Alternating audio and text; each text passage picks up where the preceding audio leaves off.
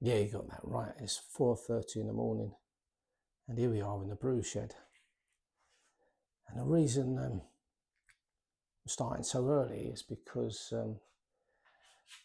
it's probably one of the hottest days of the year, and silly me, um, yeah, I decided to get a real early crack on while it's just a little bit cooler, because we've been getting temperatures of like 38 and 41 degrees, and I really don't want to be doing it during the heat of the day. And we're going to take you right for the whole process of like brewing the beer. Julie helped me out last night. We measured out the grains. This is going to be a Citra IPA, a really nice flavoured beer. Well, we like it anyway. And we're using 10 kilograms of Pilsner malt and 880 grams of Munich malt. And I'm going to run through with the whole process and show you what we do, what I do. Well, what we do together, we do it together really, but I do the whole brewing process. Jill helps me out in certain parts of it. Lots of fun, and join us along the way. I'm just going to give you a quick spin round of the brew shed.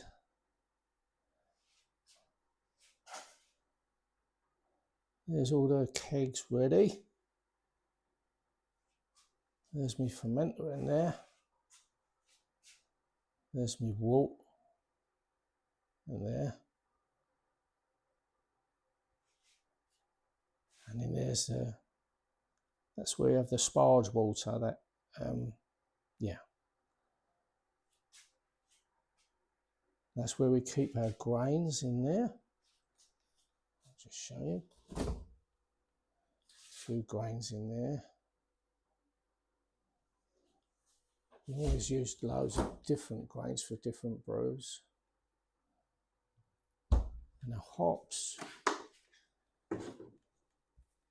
I'll show you the hops are in there. The freezer, loads and loads of different hops in there. Look, Mosaic, Galaxy, Amarillo,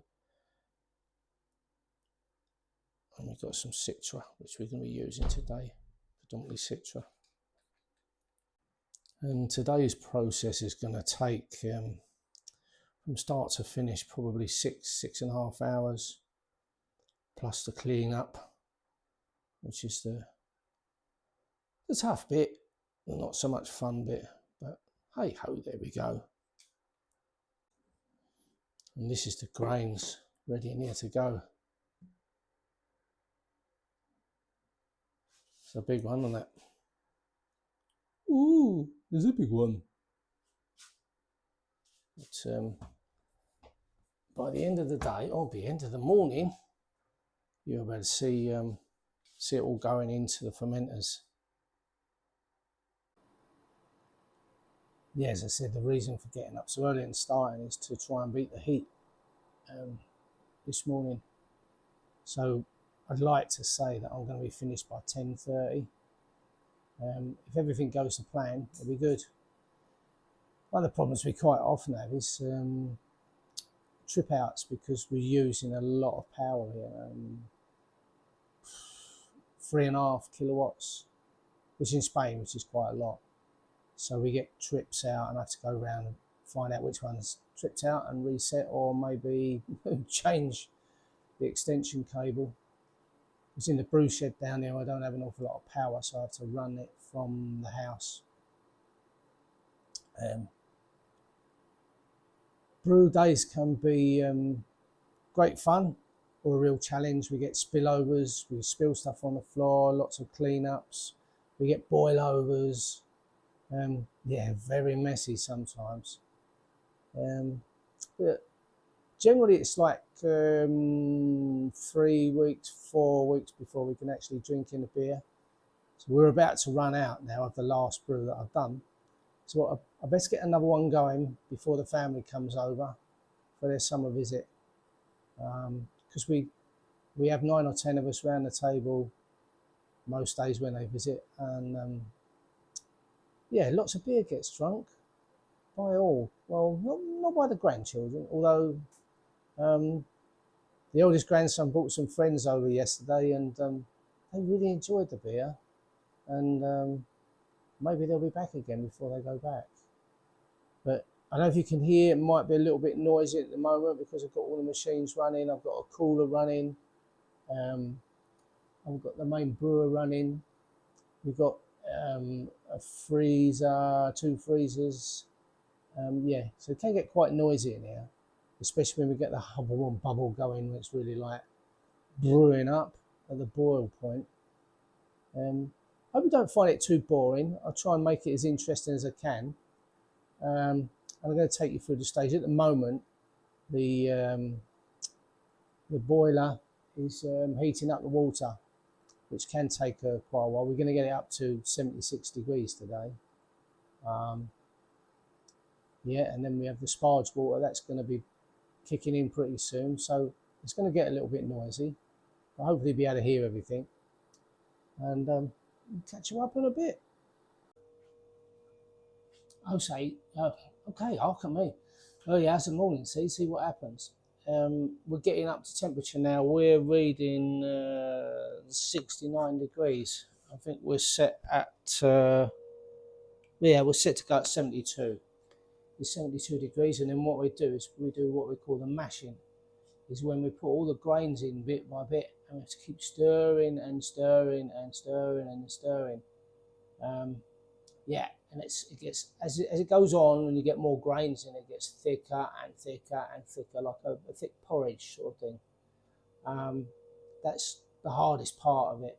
Well, there are some other hard parts that we might see a bit later on, but yeah, it's cooking in here already. It's really, I wouldn't like to say what the temperature is. It's really getting warm in here now because we've got all these machines going. I've got the doors closed because I don't want all the mosquitoes coming in because it's pitch black outside. Be all right once I get up to, once the sun's risen, I can open the doors, but then I'm probably going to be overladen with mosquitoes. But that's what we're going through, us poor brewers, you know. Ain't the life. Okay, so now we're going to start mashing, which is basically putting the grains in the hot water at the right temperature and stirring in and stirring and stirring.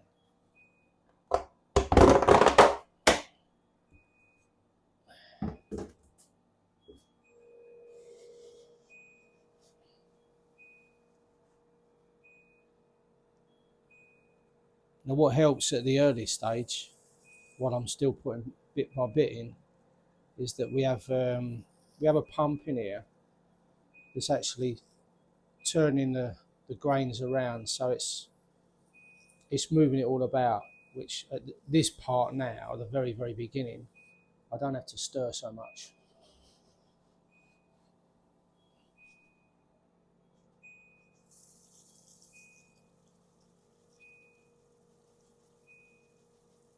Just put it in bit by bit, not all at once, gradually.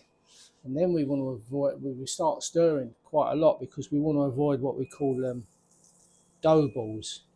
Otherwise you get big clumps of it all clumping together. So you've got to break them clumps up, which becomes a bit of a pain.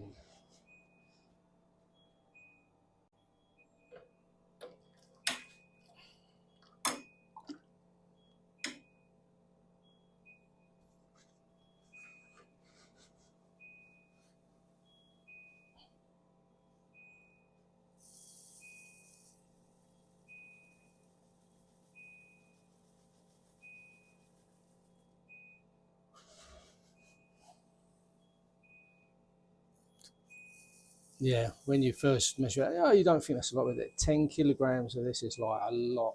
Well, nearly 11 kilograms actually. You can hear that beeping in the ground, in the background. I don't know if you can hear it.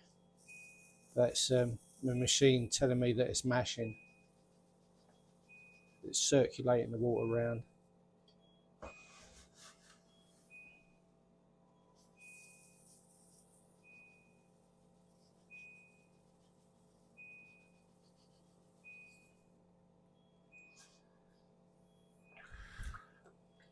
So far we've only had one trip out, so yeah, actually I found out that I was using one of the little extension cables that I was using. It's not man enough for the job, so switched over straight direct to the main extension lead, which is can handle up to 3 kilowatts.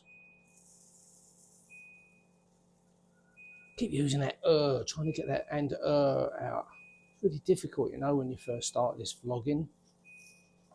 Trying to speak quite clearly and precisely and like, yeah, there we go, see, done it again.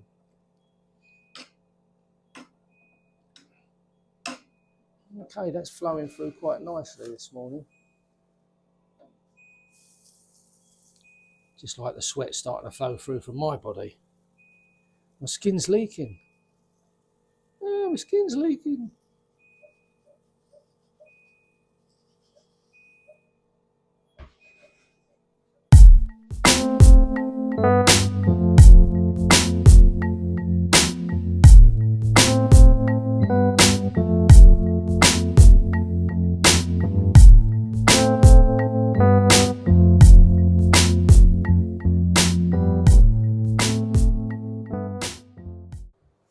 Okay, so that's the the tough bit for this morning.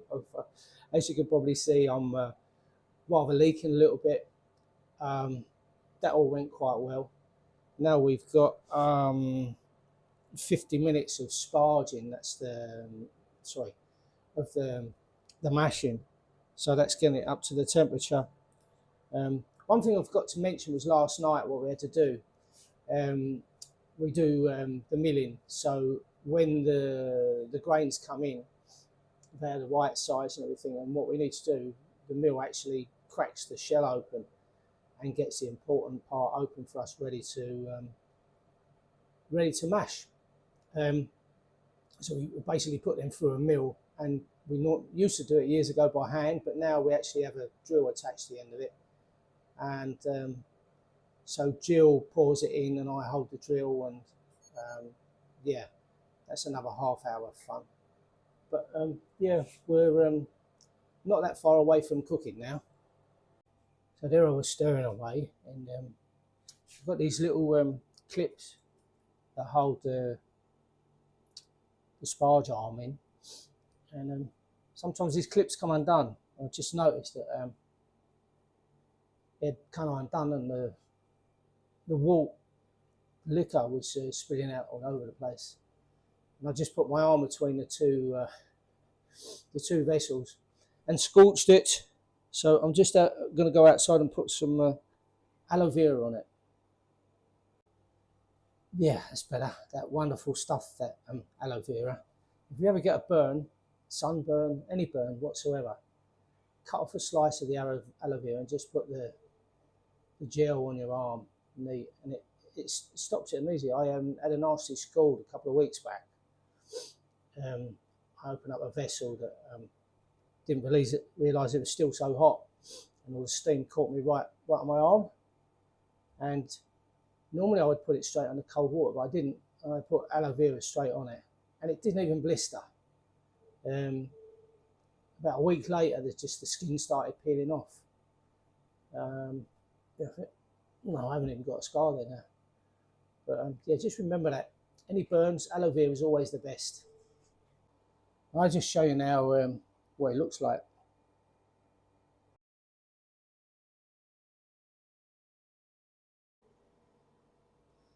There you go. See, it looks a bit like porridge, doesn't it? Lovely big mess. Lovely big brown mess. We should have smelly vision now. You can smell what it's like, really, really sort of like gets to you. It's a lovely, lovely day in the brew shed. All the smells and the heat. Oh, it's lovely, all this heat.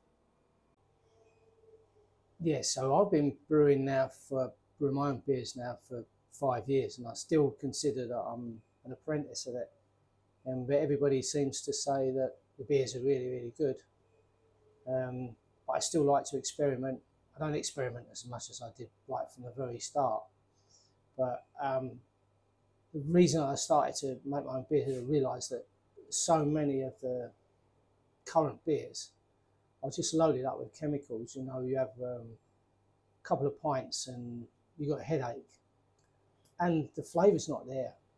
So a very good friend of mine, just about the time that I'd started, I've been brewing for a long, long time, and I got some really good tips from him and lots of advice. He's still my mentor. He's my to go to if I have a problem, or you know, if I want to ask any questions.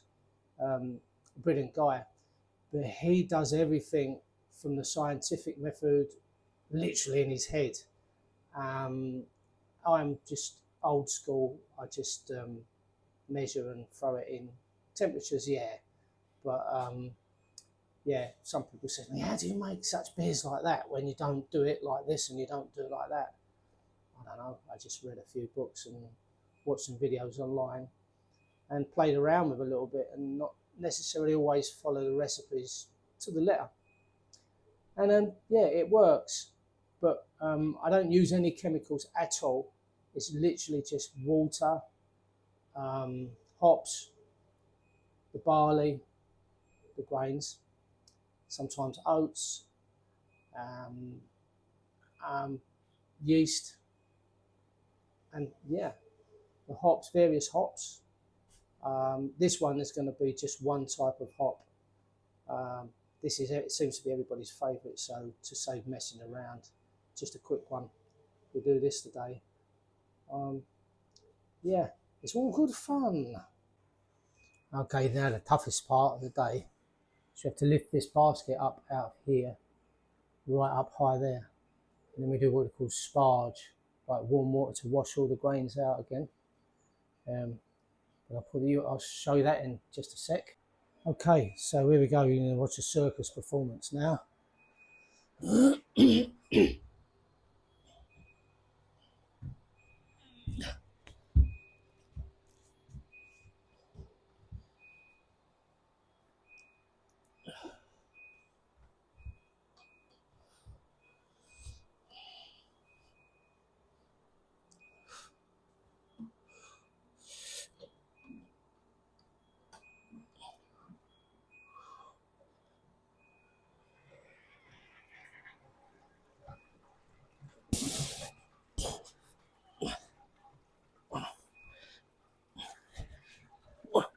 Two.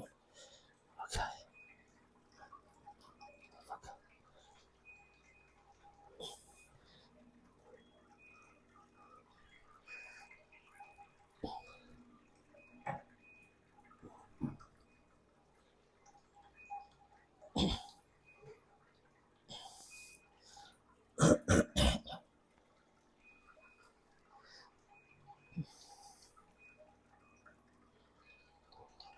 Wow. It's a real bugger, that is. Normally it's two of us to do that. So you can imagine there's 10 kilo of grains and all the water in there. It's probably maybe 20 kilos, but it's the position you have to get in to get it out. Woo. Now time for a glass of water, methinks.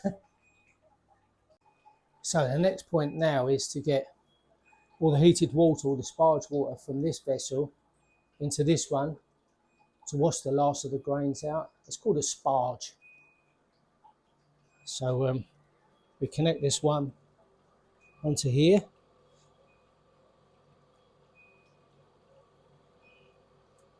Making sure that it's connected on so you don't get boiling water going, well, not quite boiling, but hot water going all over your feet. Up into there. Open up. And then we turn the pump on. And there we go. Hot water going into there. And that's the sparge. My brews, here we go again. So my brews go, I start off with 36 litres in the brew pot and 30 litres for the sparge water. Listen guys, for all you professionals out there, please tell me if I'm doing something wrong, but everything seems to work okay at the minute, but you're probably going to have quite a few critics, which I'm open to constructive criticism. So that generally gives me about, let's say, 50 litres of beer at the end. The end product is about 50 litres of beer. That lasts us quite a while. Okay, so we've got daylight now. We're working up to the boil now. We're coming up to 86.2.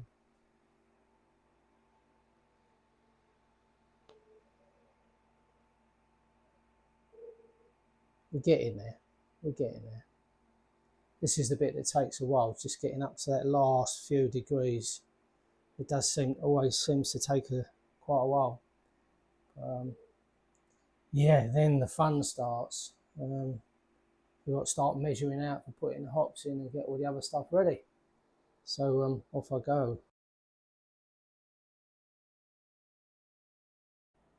We're getting very close to boiling temperature now, and there's the hops ready to go in all different stages. Number one is the moment that it starts to boil. Number two is 15 minutes in. Number three is 5 minutes before the end of the boil, because it's a timed boil, 60 minutes. And then number four is the moment that the boil's finished. And we put them in those stages. The only other additional is in there at number two is what we call a proto flock, which is it's like green moss, which is it's a natural product which helps to clear the beer. So as soon as it's ready, we'll put them in. So it's getting close. So you can see there now that's the hop spider. We call that the hop spider in there. So it's like a deep pot stainless steel mesh. So what happens is we put the hops in there, and it gives the flavour in the beer, but it doesn't put any powder or anything into the beer, so it filters through there. It just helps to keep the beer a lot clearer, and it doesn't clog everything up as we're putting the wort into the fermenters.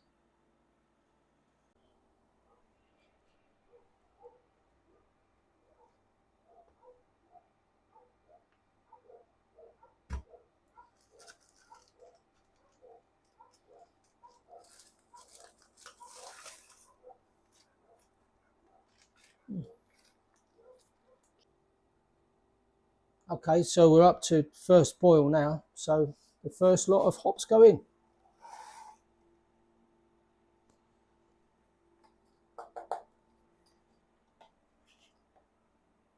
Straight into the hop spider. So this is what we call now a rolling boil. And this is how it should be. This is proper. Sometimes at this stage we'll get a boil over, but fingers crossed we'll be okay today. It's a bit near the top, but I hope we'll be okay. Let's move in a little bit closer.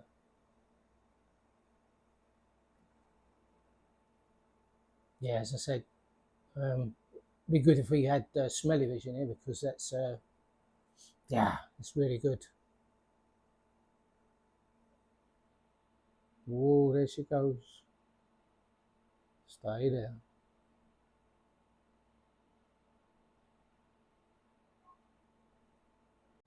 So I actually had time to take the dogs for a quick walk while I was waiting for the next lot of hops to go in. So it's calmed down a lot now, you'll see. Still boiling. It's calmed down a lot to what it was. That always happens. You see all that sort of scum around the top? A lot of people like clear that off, but we leave it in because it's got a lot of nutrients in there, a lot of goodness. Why throw it away? Yeah, so we're waiting. I think we've got another, what have we got now? Another 6 minutes before we put the next lot of hops in. So next thing we have to do is we measure what we call the pre-boil. So I took out some liquid before it actually boils, and use this refractometer, which will tell us what the figures are. And the next lot of hops going in.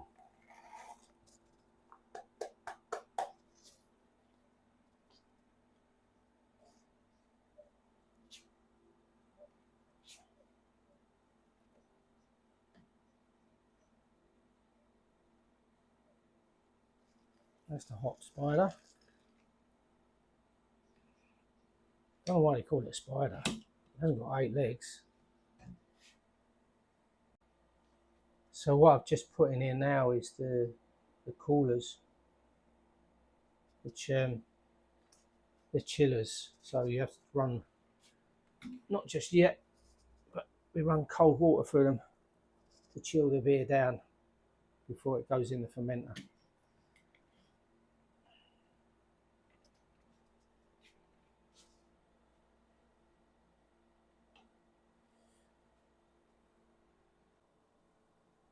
So have a look now. So I've moved the spider over to the other side. So we've got 2 in and 2 out. And what that is, we've got 2 going in of cold water, which is not going to be very cold water, and then 2 out, which are going around the spiral coolers. So one goes over to the hot water, to the cold water or warm water, and the other 2 go over to the chiller, which has been running for about 4 hours now, which should be nice and cold by now. As you can see the condensation on this tube there, so it's nice and cold.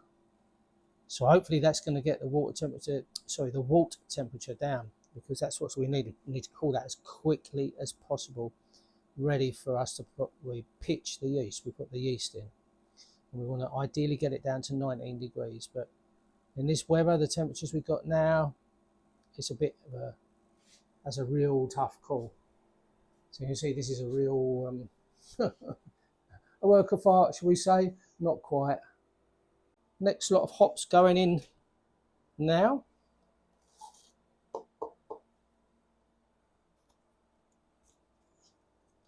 Remember, these are all Citra hops. This is one of my favourites. Everybody seems to like Citra. It's got a lovely fruity, sort of citrusy, and a really nice hoppy aroma.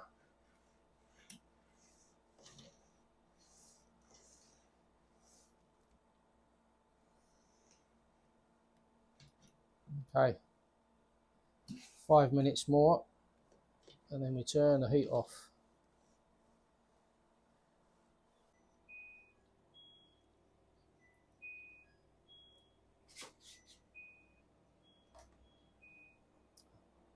Okay, that's it. That's the boil over. So now we put the last lot of hops in. That's the last lot of hops. That's your hopping lot.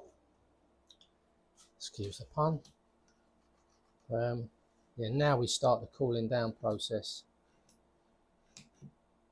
And we want to get this, as I said, we want to get this as cooled down as quickly as possible.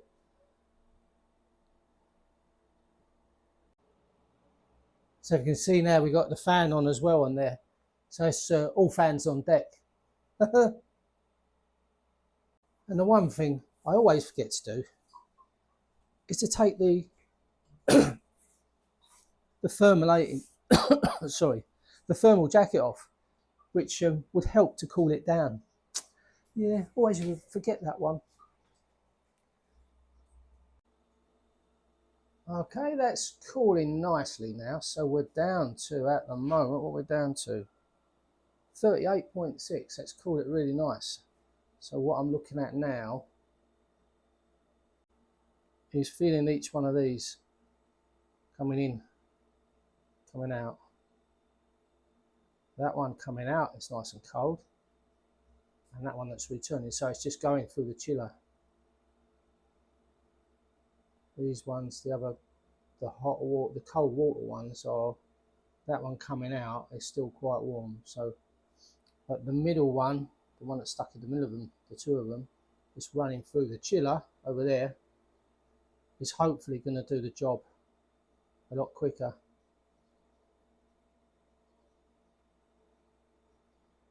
Yeah, there's a vast difference between those. Yeah. So we're getting there, we're getting there. So now I'm going to show you my fermentation chamber, which also doubles up as a serving chiller. So the 2 kegs in there would have been at like 2 degrees yesterday. And I've got my 2 fermenters in there. Now what we're going to do we have to take those 2 kegs out because the temperature is going to be dropping. Oh, sorry, the temperature is going to be increased up to 19 degrees in here now, which the beer won't very much like. In all fairness, it's probably similar temperature to what it's going to be when I take them out anyway. Yeah, here's the beer, or the wort. I'm not allowed to call it beer yet. Going into the fermenter. That's getting emptied out now. Already got 1 fermenter full. Plastic one. I guess there's probably about 30 litres in there, and there'll be about 25 litres going in this one. So then all we have to do is, when that's done, we put the yeast on top of it, and I put the enzyme in, which is the makes it gluten-free and helps to clear the beer. Then we leave it for 7 to 10 days to ferment. When it's fermented, then we dry hop. We put some hops in it and leave it for another 2 days. Then we leave it for another 2 days and we do cold crash. And then we put it in the kegs and gas it up. Best idea really is to leave it for like 20-30 days to gas up. Carbonates nicely. Then it's ready for drinking. Right, so the next one's ready to put the yeast in. Trying to do this with one hand. Not easy.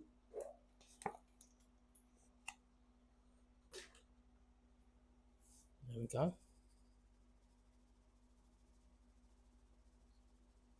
Sprinkle the yeast all around evenly if we can.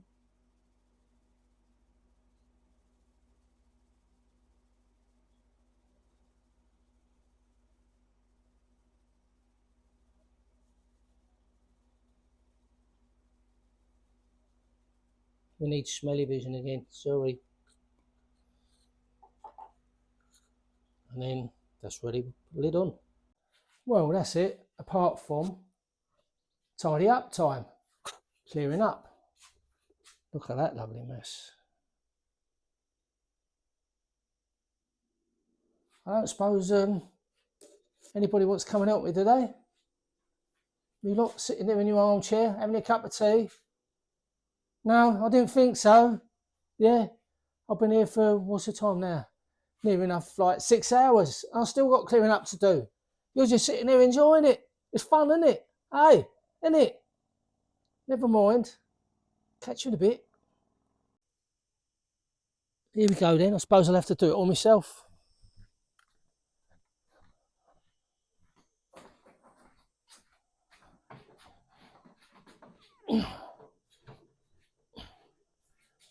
Oh, dear me. Oh. No, I didn't think anybody would help. No. Oh. So here goes all the hops. Don't want to. Got to be careful with the hops because, like, they're poisonous to dogs. But everything else gets washed out here.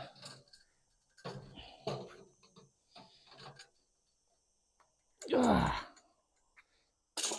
There's the 2 coolers. 1, 2. It's all got to be cleaned up. Someone's got to do it, haven't they? Oh, I don't know. Only me.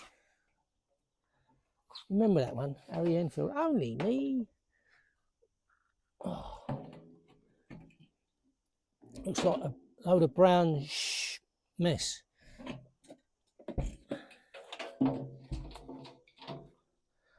Oh. Hold on, clear it up.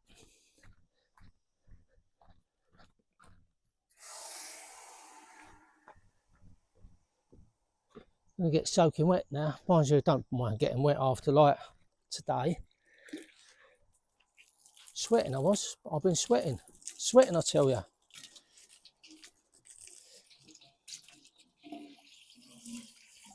This thing's supposed to hold 70 litres, but I think it'd be lucky if it holds 60.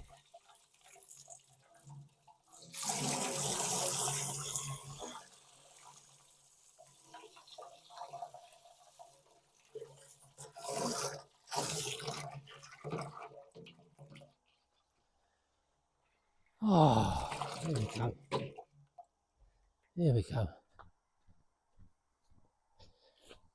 Still don't want to melt.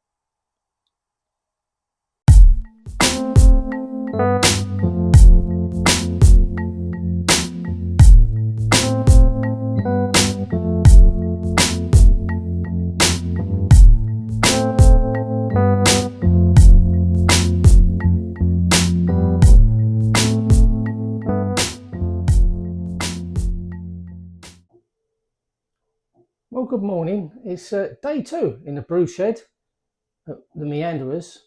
I don't know if you can hear this noise. Can you guess what it is? Can you guess what it is? Bear with.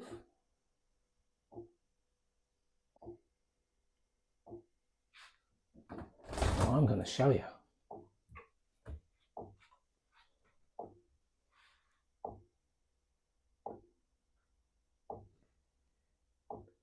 We've got fermentation has started. It started in that one. Hasn't started in the other one just yet, I don't think. No, not just yet. And that's a good sign, because there's barely 12 hours since we pitched the yeast. Normally it takes at least 24 hours, sometimes a little bit longer. But yeah, it's absolutely brilliant, because it means hopefully that it's going to be fermented out sooner. And I'm going to keep you updated. We'll see you in the next bit when the next stage comes on. Good morning, guys. We're back in the brew shed again. 10 days after we started the fermentation off, and this is quite a quick one because it's fermented right out now. And today we're going to be kegging and show you what's involved. I've got my my aided assistant here to good morning, to help me, because these are quite heavy. I've got to lift them out of the fermenter behind me, out of the fermenting tank, as we call it, or the freezer. Yeah, it's quite a task, but yeah, I do need help for that. But we'll talk you through the rest of it. Okay, so there's the 2 fermenters. The beer's already fermented, so you'll see all the trub at the bottom there. You see that? That's all the yeast. And that one will be the same. So what we do now, we siphon these off, or just drain them off actually, into these kegs here. Okay, so there we have it. We've got 2.5 full kegs and 2 empty fermenter bins. And I'll show you what a mess we have inside here now. Let's just, here we go again. A lovely clean up job. There's the hops in the bottom there.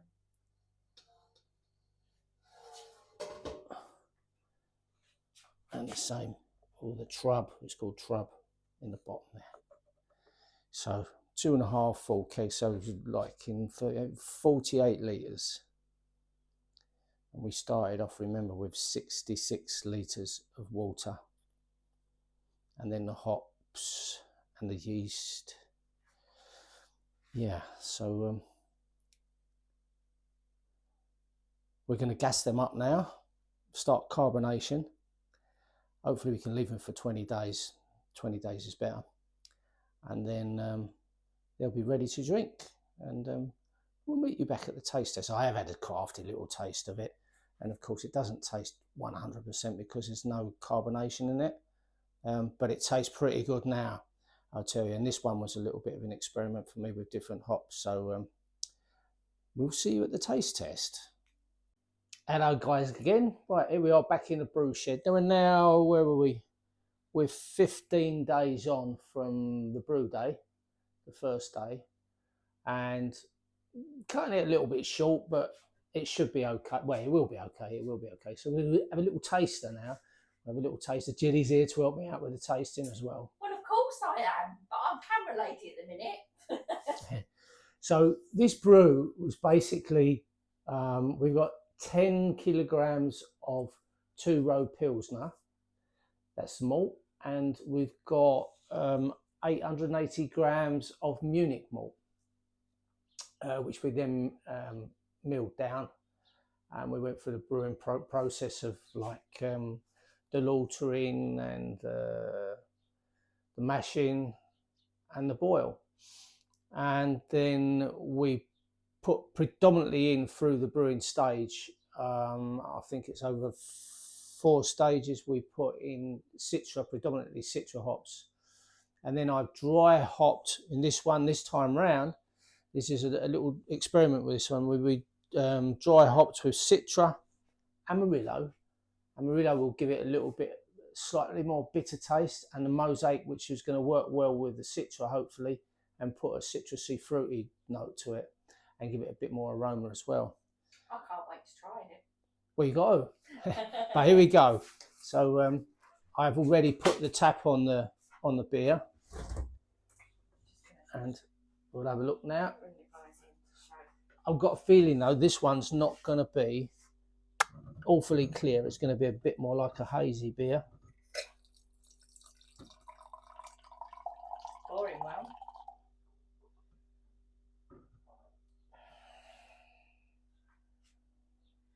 Yeah, that is quite hazy. Yeah, bear in mind it's the first one out though, so yeah. Oh yeah. Yeah, I'm getting a bit of citrus. I can't shut that down just yet. Otherwise we'll have a freeze of chest full of beer. You don't want that. No, you can't smell it. It's like I'm getting the aroma of the hops, which is quite fruity and bitter. That's the Amarillo coming through.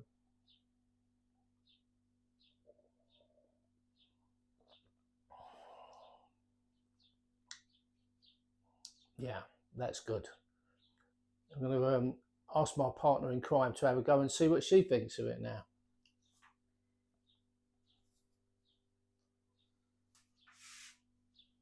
Oh, yes, I can smell the bitterness.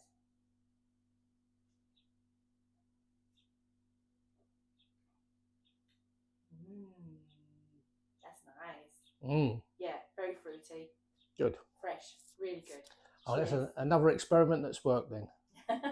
So from start to finish, 15 days.